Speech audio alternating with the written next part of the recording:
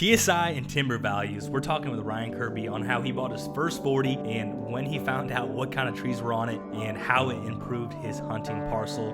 Hope you guys enjoyed this clip. Here we go. It's on the eastern part of the county between Carthage and Macomb. You just look at the map and it's a 40 acres that literally sits in the guts of everything. And it's at the end of a dead end road, all that stuff that really the agents put in listings, Yep. It was in a really great area, great neighborhood. It really just looking at the map and trusting Tyler. It was like, yeah, this is it, man. This is the first one. So that 40, was there any tillable on it? What was that mix? No, straight timber, which makes my dad want to just slap me. He's a total farmer, man. But what happened was I knew there were some walnuts on the place. I had no idea how many, and I kind of lucked into that. I was really inexperienced and didn't know. The Lane and Legacy guys, Adam and Matt, I got to become buddies with them through the industry, and they had come and did a habitat management plan and walked it with me. And we started setting it up to hunt. It was a really wide open bottom, had a lot of silver maples and cottonwoods and walnuts and stuff. And you could literally see across the whole thing when in the wintertime.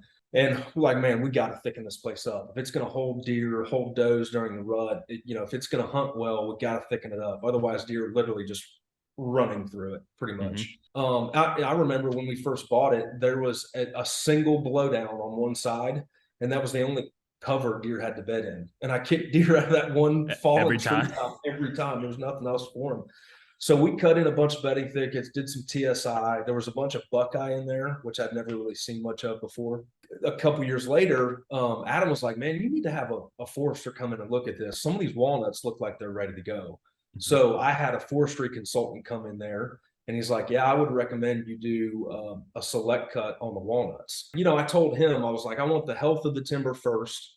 I want income and I want habitat, and then I want some income third. Those are my priorities. I don't want to clear cut. I don't want to rape and pillage it. He ended up coming in and marking, I think, 64 walnuts. Wow. And then we got bids during the peak of the lumber market just a year or so ago. Oh my gosh.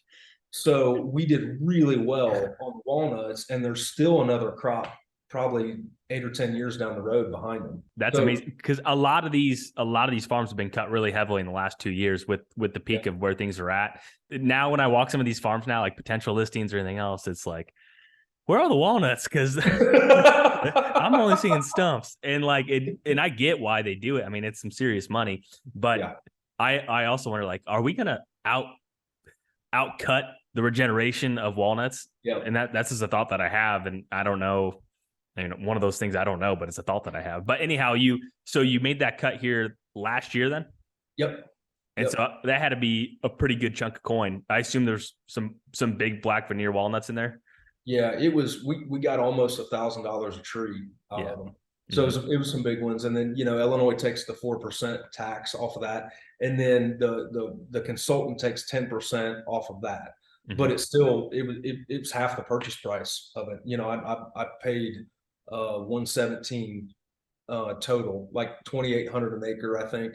Wow. For what year was that? I feel like it was 4 years ago. Okay. I got little kids, man. It's just like everything's a blur. Yeah, I think it was 4 years ago. That was pure luck. I wish I could say I knew that was coming and that was strategic, but it wasn't. And we couldn't have predicted the lumber price spike either. But man, you had one of the other agents team was talking about how in order to get your wife on board, you've got to buy right the first one. Like, you got to do that right.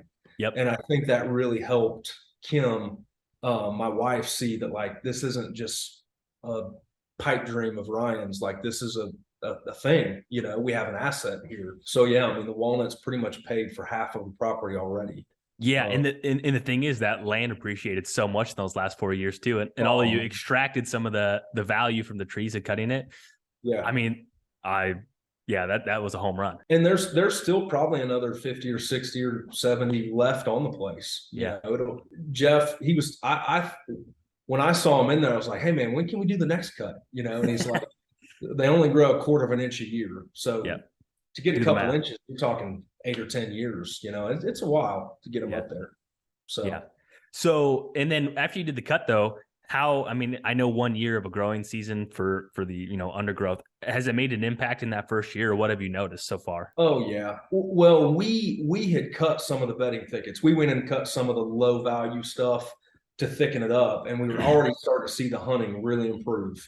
You know, we put a stand strategically downwind of a bedding area, and man, you'd get into a stand and you'd see 3 or 4 does bedded right in front of you. You know, it was starting to really work setting it up.